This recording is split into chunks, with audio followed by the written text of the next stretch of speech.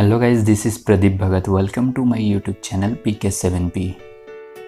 नमस्कार। आज के इस वीडियो में हम लोग बात करने वाले हैं एनसीईआरटी हिंदी क्लास 10 का यानी कोर्स ए का क्षितिज भाग 2 का चैप्टर 1 उधा कविता, जो कि सूरदास द्वारा रचित है। इस कविता का क्वेश्चन आंसर को हम लोग इस वीडियो के माध्यम से समझेंगे। अगर आप लोग इस चैप्टर का सारांश वाला यानी समरी वाला वीडियो देखना चाहते हैं तो उसका लिंक नीचे डिस्क्रिप्शन में दिया हुआ है, जाकर जरूर देख ले।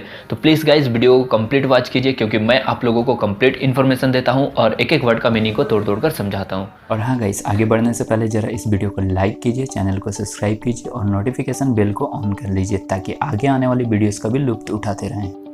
देखिए, पहला क्वेश्चन है, गोपियों द्वारा उद्धव को भाग्यवान कहने में क्या व्यंग निहित है। मतलब इस वाक्य में क्या व्यंग कहा गया है, इसमें है उस व्यंग को बताना है। उत्तर होगा, देखिए, गोपियों द्वारा उद्धव को भाग्यवान कहने में यह व्यंग निहित है कि उद्धव वास्तव में भाग्यवान न होकर अति भाग्यहीन है। वे श्री कृष्ण के सानिध्य में रहते हुए भी उनके प्रेम से सर्वथा मुक्त रहे, यानी वे श्री कृष्ण के साथ रहते हुए भी श्री कृष्ण का प्रेम उन पर नहीं पड़ा है। श्री कृष्ण के प्रति कैसे उनके हृदय में अनुराग उत्पन्न नहीं हुआ, अर्थात श्री कृष्ण के साथ कोई व्यक्ति एक क्षण भी व्यतीत कर ले तो वह कृष्णमय हो जाता है। वे प्रेम की सुखद अनुभूति से पूर्णतया अपचरित है। लेकिन ये जो उद्धव है, ये श्री कृष्ण के साथ रहते हुए भी इनके मन के अंदर श्री कृष्ण के प्रति प्रेम की भावना नहीं है। नेक्स्ट क्वेश्चन है, उद्धव के व्यवहार की तुलना किस किस से की गई है। यानी उद्धव का जो व्यवहार था, ये जो बिहेव कर रहे थे, इसका तुलना किस किस से किया गया है। देखिए, उत्तर होगा, गोपियों ने उद्धव के व्यवहार की तुलना निम्नलिखित उदाहरणों से की है। पहला है, गोपियों ने उद्धव के व्यवहार की तुलना कमल के पत्ते से की है, जो नदी के जल में रहते हुए भी जल के ऊपरी सतह पर ही रहता है, अर्थात जल में रहते हुए भी जल का प्रभाव उस पर नहीं पड़ता है। उसी प्रकार श्री कृष्ण का सानिध्य पाकर भी उनका प्रभाव उद्धव पर नहीं पड़ता। उद्धव जल के मध्य रखे तेल के गागर मटके की भांति, जिस पर तल की एक बूंद भी टिक नहीं पाती, इसलिए उद्धव श्री कृष्ण के समीप रहते हुए भी उनके रूप के आकर्षण तथा प्रेम बंधन से सर्वदा मुक्त है। तीसरा है, उद्धव ने गोपियों को जो योग का उपदेश दिया है उसके बारे में उनका यह कहना है कि यह योग कड़वी ककड़ी के समान प्रतीत होती है, इसे निगला नहीं जा सकता, यह अत्यंत ही अरुचिकर है। देखिए, नेक्स्ट क्वेश्चन है, गोपियों ने किन किन उदाहरणों के माध्यम से उद्धव को उल्हाना दिए है।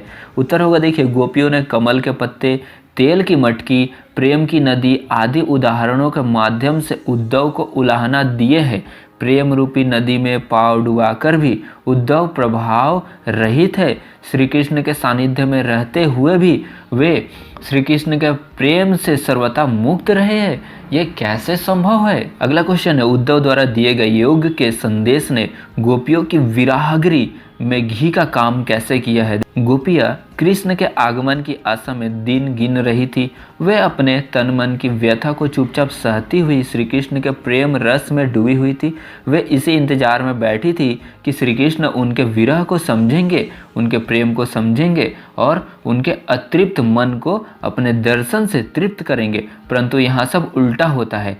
कृष्ण को न तो उनकी पीड़ा का ज्ञान है और न ही उनके विरह के दुख का, बल्कि कृष्ण योग का संदेश देने के लिए उद्धव को भेज देते हैं। विरह की अग्नि में जलती हुई गोपिया को उद्धव ने कृष्ण को भूल जाने और योग साधना करने का उपदेश दिया, जिसने विराहगृह में घी का काम कर उसे और प्रज्वलित कर दिया। नेक्स्ट क्वेश्चन है, मर्यादा न लाही के माध्यम से कौन सी मर्यादा में न रहने की बात की जा रही है। उत्तर होगा, मर्यादा न लाही के माध्यम से प्रेम की मर्यादा में न रहने की बात की जा रही है। गोपियाँ कृष्ण के मथुरा चले जाने पर शांत भाव से उनके लौटने की प्रतीक्षा कर रही थी। वे चुप लगाए अपनी मर्यादाओं में लिपटी हुई इस वियोग को सहन कर रही थी, क्योंकि वे कृष्ण से प्रेम करती थी। कृष्ण ने योग का संदेश देने के लिए उद्धव को भेजा, जिससे गोपियाँ मर्यादा छोड़कर बोलने पर मजबूर हो गई। प्रेम के बदले प्रेम का प्रतिदान ही प्रेम का मर्यादा है, लेकिन कृष्ण ने गोपियों के प्रेम के उत्तर में योग का संदेश भेज दिया। इस प्रकार कृष्ण ने प्रेम की मर्यादा नहीं रखी। वापस लौटने का वचन देकर भी वे गोपियों से मिलने नहीं आए। नेक्स्ट है, कृष्ण के प्रति अपने अनन्य प्रेम को गोपियों ने किस प्रकार अभिव्यक्त किया है? उत्तर होगा गोपियाँ रात दिन सोते जागते सिर्फ श्री कृष्ण का ही नाम रटती रहती है। कृष्ण के प्रति अपने अनन्य प्रेम को गोपियों ने चींटियों और हारिल की लकड़ी के उदाहरण द्वारा व्यक्त किया है।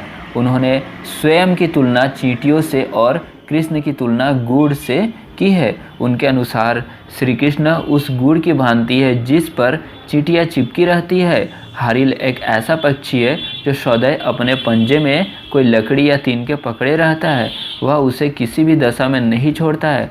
उसी तरह गोपियों ने मन वचन और कर्म से श्री कृष्ण की प्रेम रूपी लकड़ी को दृढ़तापूर्ण पकड़ रखा है। नेक्स्ट क्वेश्चन है, गोपियों ने उद्धव से योग की शिक्षा कैसे लोगों को देने की बात कही है?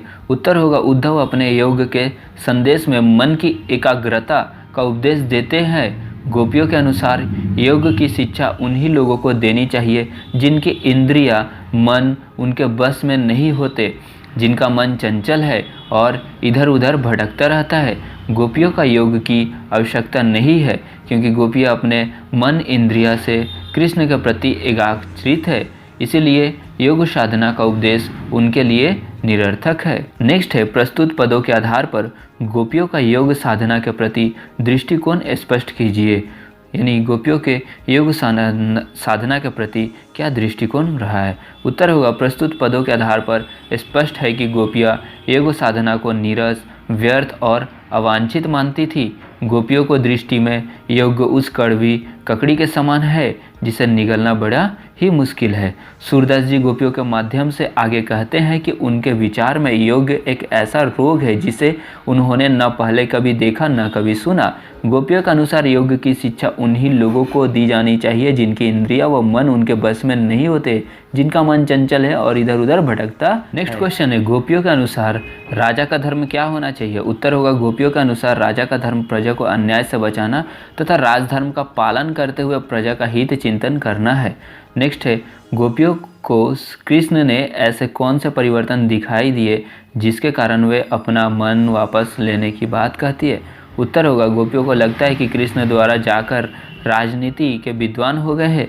उनके अनुसार श्री कृष्ण पहले से ही चतुर थे और भारी भारी ग्रंथों को पढ़कर वे पहले से भी और अधिक चतुर हो गए हैं। छल कपट उनके स्वभाव का अंग बन गया है। उन्होंने गोपियों से मिलने के स्थान पर योग की शिक्षा देने के लिए उद्धव को भेज दिया है। श्री कृष्ण के इस कदम से गोपियों के हृदय बहुत ही आहत हुआ है।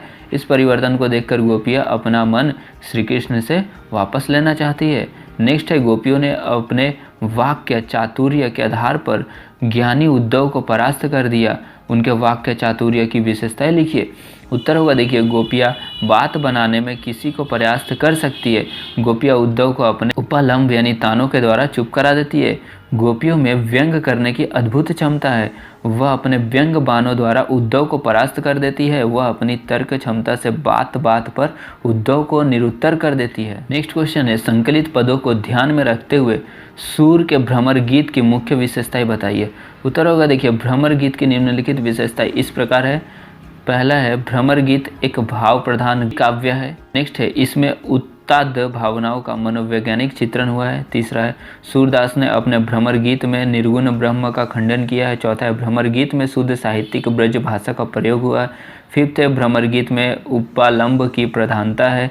सिक्स्थ है, भ्रमर गीत में सूरदास ने विरह के समस्त पदों को स्वाभाविक एवं मार्मिक व्यंजना की है। नेक्स्ट है, भ्रमर गीत में उद्धव व गोपियों के माध्यम से ज्ञान को प्रेम के आगे नतमस्तक होते हुए बताया गया है। ज्ञान के स्थान पर प्रेम को सर्वोपरि कहा गया है। नेक्स्ट है, भ्रमर गीत में संगीतात्मकता का गुण विद्यमान है। नेक्स्ट है, रचना और अभिव्यक्ति। यानी पहला क्वेश्चन है, गोपियों ने उद्धव के सामने तरह तरह के तर्क दिए हैं। आप अपनी कल्पना से और तर्क दीजिए। उत्तर होगा, गोपियों ने उद्धव के सामने तरह तरह के तर्क दिए हैं। हम भी निम्नलिखित तर्क दे सकते हैं। पहला है, उद्धव पर कृष्ण का प्रभाव तो पड़ा नहीं, परंतु लगता है कृष्ण पर उद्धव के योग साधना का प्रभाव अवश्य पड़ गया है। नेक्स्ट है, निर्गुण अर्थात जिस ब्रह्म के पास गुण नहीं है उसकी उपासना हम नहीं कर सकते हैं। नेक्स्ट है, योग का मार्ग कठिन है और हम गोपियाँ कोमल है, हमसे यह कठोर योग्य साधना कैसे हो पाएगी, यह असंभव है। नेक्स्ट है उद्धव ज्ञानी थे, नीति की बातें जानते थे। गोपियों के पास ऐसी कौन सी शक्ति थी जो उनके वाक्य चातुर्य में मुखरित हो उठी। उत्तर होगा सच्चे प्रेम में इतनी शक्ति होती है कि बड़े से बड़ा ज्ञानी भी उसके आगे घुटने टेक देता है।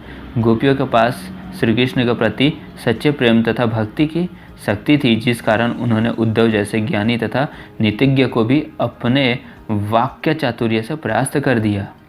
नेक्स्ट, गोपियों ने यह क्यों कहा कि अब राजनीति पढ़ आए हैं? क्या आपको गोपियों के इस कथन का विस्तार समकालीन राजनीतिक में नजर आता है? स्पष्ट कीजिए। उत्तर हुआ गोपियों को लगता है कि कृष्ण द्वारका जाकर राजनीति के विद्वान हो गए हैं। अब कृष्ण राजा बनकर चलने लगे हैं। छाल कपट उनके स्वभाव के अंग बन गए हैं। गोपियों ने ऐसा इसलिए कहा क्योंकि श्री कृष्ण ने सीधी सरल बातें ना करके उद्धव के माध्यम से अपनी बात गोपियों तक पहुंचाई है। गोपियों का यह कथन कि हरि अब राजनीतिक पढ़ आए हैं, कहीं ना कहीं आज की भ्रष्ट राजनीति को परिभाषित कर रहा है।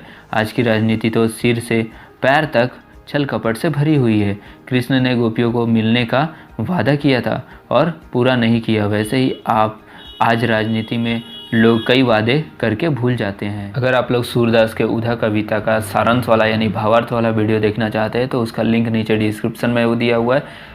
यदि आप लोग क्लास 10 का सभी चैप्टर्स का वीडियो लाइन वाइज देखना चाहते हैं तो उसका लिंक भी नीचे डिस्क्रिप्शन में दिया हुआ है, जाकर जरूर देख लें। आई होप गाइस आप लोगों को यह वीडियो हेल्पफुल लगी। फिर भी आपको कोई डाउट्स है तो आप हमें फेसबुक, इंस्टाग्राम या ट्विटर पे फॉलो करके आप हमारे साथ जुड़ सकते हैं। मैं प्रदीप भगत मिलता हूँ आपसे एक नए वीडियो में एक नए टॉपिक के साथ। तब तक के लिए बाय बाय, टेक केयर, जय हिंद।